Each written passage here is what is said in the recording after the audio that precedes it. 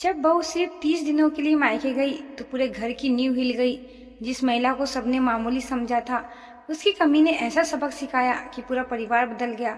आखिर ऐसा क्या हुआ, जानने के लिए कहानी अंत तक जरूर देखिएगा। संदीप एक निजी कंपनी में अकाउंटेंट था। घर में माँ शारदा देवी, छोटी बहन काजल और उसकी पत्नी नंदनी रहती थी। शादी के बाद से नंदनी ने पूरे घर की जिम्मेदारी अपने कंधों पर उठा ली थी। सुबह सबसे पहले उठना, रात में सबसे आखिरी में सोना उसकी दिनचर्या बन चुकी थी। घर का हर सदस्य उसकी आदतों का इतना आदी हो गया था कि किसी को यह एहसास ही नहीं था कि वह भी इंसान है, मशीन नहीं। एक दिन सुबह नाश्ता बनाते समय नंदनी को तेज चक्कर आया और वह कुर्सी पर बैठ गई।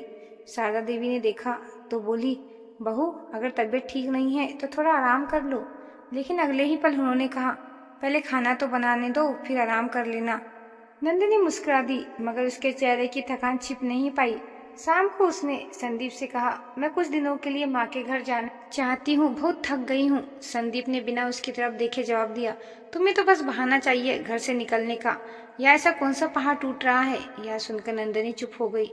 उसी रात उसने तय कर लिया कि अब कुछ दिन के लिए अपने लिए भी जिएगी। अगले दिन वह मायके चली गई। जाते समय किसी ने उसे रोकने की कोशिश नहीं की।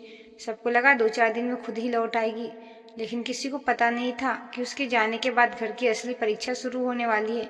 नंदनी के जाने के बाद पहले दिन तो किसी तरह काम चल गया, लेकिन दूसरे ही दिन घर की हालत बदलने लगी। सुबह संदीप की आँख खुली तो घड़ी में 7 बज रहे थे। रोज नंदनी 6 बजे ही उसे जगा देती थी। वह जल्दी जल्दी तैयार होने लगा। रसोई में पहुंचा तो चाय तक नहीं बनी थी। शारदा देवी भी अभी भी उठी थी और काजल अपने कॉलेज की तैयारी कर रही थी। संदीप ने कहा, चाय नहीं बनी क्या?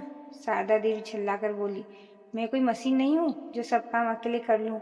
संदीप बिना चाय पिए ही ऑफिस चला गया। ऑफिस में भी उसका मन काम में नहीं लग रहा था। शाम को जब वह घर लौटा तो ड्राइंग रूम में कपड़े बिखरे पड़े थे, किचन में बर्तन जमा थे और सिंक भरा हुआ था। उसने पहली बार महसूस किया कि नंदनी दिन भर कितने काम करती थी। रात को खाने की बारी आई तो शारदा देवी और काजल ने मिलकर किसी तरह खाना बनाया, लेकिन खाने का स्वाद ऐसा था कि कोई ठीक से खा ही नहीं पाया। संदीप को याद आया कि उसने कभी नंदनी के हाथ के खाने की तारीफ तक नहीं की थी। रात को कमरे में पहुंचा तो उससे अजीब सा सन्नाटा महसूस हुआ। रोज नंदनी उससे दिन भर की बातें करती थी, लेकिन आज कमरा खाली लग रहा था। उसने मोबाइल उठाया और नंदनी को फोन कर दिया। उधर से नंदनी की आवाज आई, कैसे हो? संदीप कुछ पल चुप रहा और फिर बोला, घर बहुत सूना लग रहा है नंदनी। हल्का सा मुस्कुराकर बोली, सिर्फ 2 दिन हुए हैं, अभी से याद आने लगी? संदीप के पास कोई जवाब नहीं था। पहली बार उसे अपनी कही हुई बातें याद आ रही थी और उन पर पछतावा भी होने लगा। अगले दिन जब वो ऑफिस गया तो पूरे समय नंदनी की बातें उसके दिमाग में घूमती रही। उसे लगने लगा था कि शायद उसने अपनी पत्नी को कभी समझने की कोशिश ही नहीं की। अब उसे उसकी कमी सिर्फ काम के लिए नहीं, बल्कि उसके साथ और उसके अपनेपन के लिए महसूस होने लगी। उधर मायके पहुंचने के बाद नंदनी ने पहली बार चैन की सांस ली थी। उसकी माँ सविता जी बार बार उसे आराम करने की कहती और उसकी पसंद का खाना बनाती, लेकिन नंदनी के चेहरे पर जो थकान थी वह कुछ दिनों के आराम से भी पूरी तरह नहीं जा रही थी। एक दिन सविता जी उसे डॉक्टर के पास लेकर गई।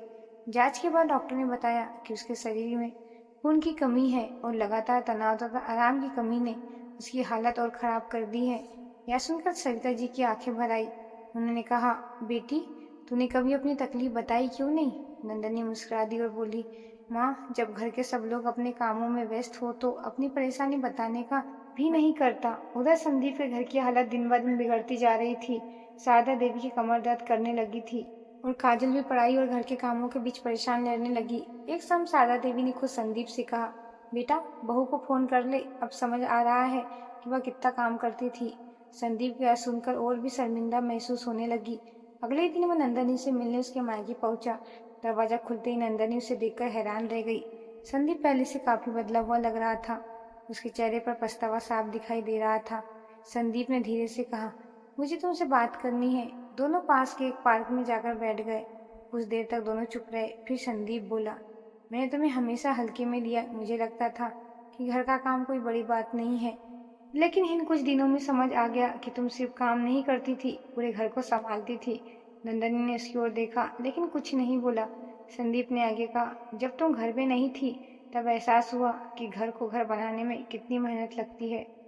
नंदनी की आंखें नम हो गई। उसने धीरे से कहा, मुझे काम से शिकायत कभी नहीं थी संदीप। दुख इस बात का था कि किसी ने कभी यह नहीं पूछा कि मैं कैसी हूँ। जब इंसान की भावनाओं की कोई कीमत ना हो तब वह अंदर से टूटने लगता है। संदीप ने सिर झुका लिया। उसे अपनी गलती का एहसास हो चुका था। उसने नंदनी का हाथ पकड़ के कहा, मुझे एक मौका और दे दो। मैं सब कुछ पहले जैसा नहीं, उससे बेहतर बनाना चाहता हूँ। नंदिनी ने कोई जवाब नहीं दिया, लेकिन उसके चेहरे की कठोरता पहले से थोड़ी कम हो चुकी थी। उसे महसूस हो रहा था कि शायद इस बार संदीप सच में बदलना चाहता है। संदीप जब घर लौटा तो उसके मन में एक ही बात चल रही थी कि अब सिर्फ माफ़ी मांगने से काम नहीं चलेगा। उसे अपने व्यवहार से साबित करना होगा कि वह सचमुच बदल गया है। अगले ही दिन उसने घर के पास रहने वाली एक काम वाली से बात की। उसे घर के काम के लिए रख लिया।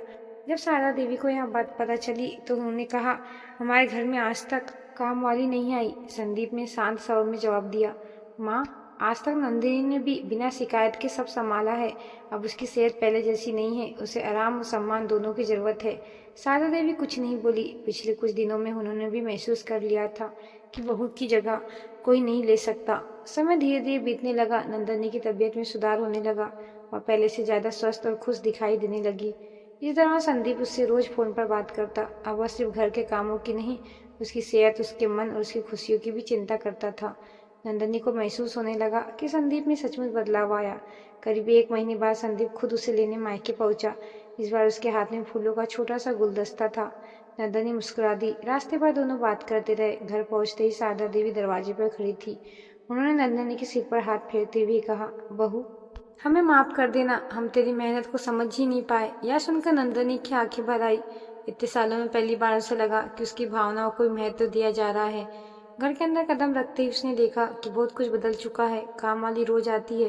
काजल भी अपने छोटे मोटे काम खुद करने लगी और संदीप भी घर के कामों में हाथ बांटने लगा। अब सारा बोझ अकेले नंदिनी के कंधों पर नहीं था। उस शाम सभी लोग साथ बैठकर चाय पी रहे थे। माहौल में पहले जैसी दूरी नहीं थी। रात को जब संदीप और नंदिनी अपने कमरे में पहुंचे तो संदीप ने मुस्कुराते हुए कहा, तुम्हारे जाने के बाद मुझे समझ आया कि घर सिर्फ साफ कमरों और बने हुए खानों से नहीं चलता। घर उन लोगों से चलता है जो उसमें प्यार और अपनापन भरते हैं। नंदिनी की आंखों में हल्की नमी थी। उसने कहा, और रिश्ते सिर्फ जिम्मेदारियों से नहीं चलते, एक दूसरे की परवाह से चलते हैं। संदीप ने उसका हाथ थाम लिया। दोनों कुछ देर तक चुपचाप बैठे रहे। बाहर आंगन में हवा चल रही थी और घर के भीतर एक नया सुकून था। अब यह वही घर था, लेकिन सोच बदल चुकी थी। नंदिनी को पहली बार ऐसा महसूस हुआ कि वह इस घर में सिर्फ एक बहू नहीं, बल्कि परिवार का एक महत्वपूर्ण हिस्सा है। और संदीप को समझ आ गया कि किसी अपने की कीमत तब नहीं समझी जाइए जब वह दूर चला जाए, बल्कि तब समझनी चाहिए जब वह हमारे साथ हो। कहानी का संदेश भी यही है कि रिश्तों में सम्मान, प्यार और अपनापन किसी भी जिम्मेदारी से कहीं ज़्यादा जरूरी होता है। अगर यह वीडियो आपको पसंद आया हो तो चैनल को लाइक, शेयर, सब्सक्राइब जरूर करें। ऐसे ही वीडियो पाने के लिए धन्यवाद।